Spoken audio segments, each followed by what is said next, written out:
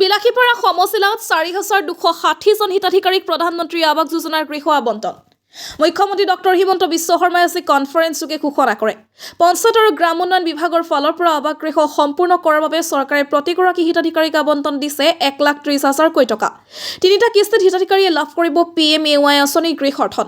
হিতাধিকাৰী বেংক একাউণ্টত পোনপটীয়াকৈ সোমাব এই ধনসমূহ। ইয়াৰ উপৰিও এনৰেগা আঁচনিৰ অধীনত জব কাৰ্ডৰ দ্বাৰা ৯৫ দিন শ্ৰমিকৰ মজুৰি লাভ কৰিব হিতাধিকাৰীয়ে। লগতে স্বচ্ছ ভাৰত মিছন, অনাময় আঁচনিৰ অধীনত শৌচাগাৰ নিৰ্মাণৰ সহায়তা, জল জীৱন মিছন আঁচনিৰ অধীনত বিশুদ্ধ খোৱা পানীৰ যোগান, প্ৰধানমন্ত্ৰী উজ্জ্বলা আঁচনিৰ অধীনত ৰন্ধন গেছৰ সংযোগ লাভ কৰিব।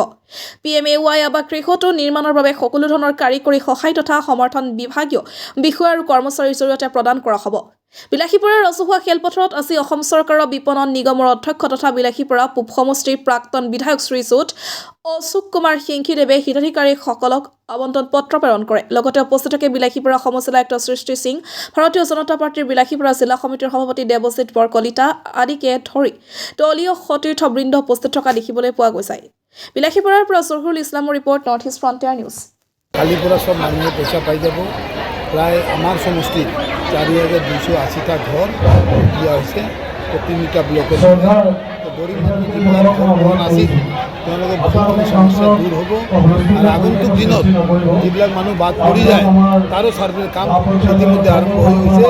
আকৌ ডিচেম্বৰ জানুৱাৰী মাহত ৩,৮০,০০০ মানুহক ঘৰ দিয়াৰ ব্যৱস্থা কৰা হ'ব। পঞ্চায়তী ৰাজ ব্যৱস্থা যদি আহে তেতিয়াহে আমি কৰাপশ্যনৰ পৰা দূৰ কৰিব পাৰিম।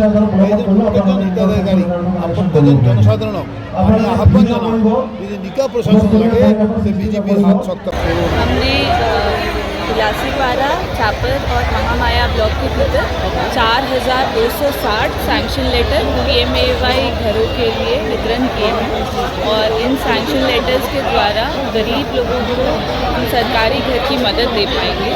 तो आज CM सर के निर्देश के हिसाब से हमें आज सिस्टमैटिक तरीके से हम GP वाइज ये सैंक्शन लेटर्स लोगों में बांट देंगे और मैं आशा करती हूँ कि बहुत जल्दी इस साल के पूरे होने से पहले ये सभी घर बन के तैयार हो जाएंगे और हमारी सरकार द्वारा देखा गया सपना कि असम में यूनिवर्सल हाउसिंग हम अचीव कर पाएँ, इसमें हम सभी बहुत जल्दी बिलासीपारा एडमिनिस्ट्रेशन और लोगों की मदद से सक्सेसफुल हो पाएंगे।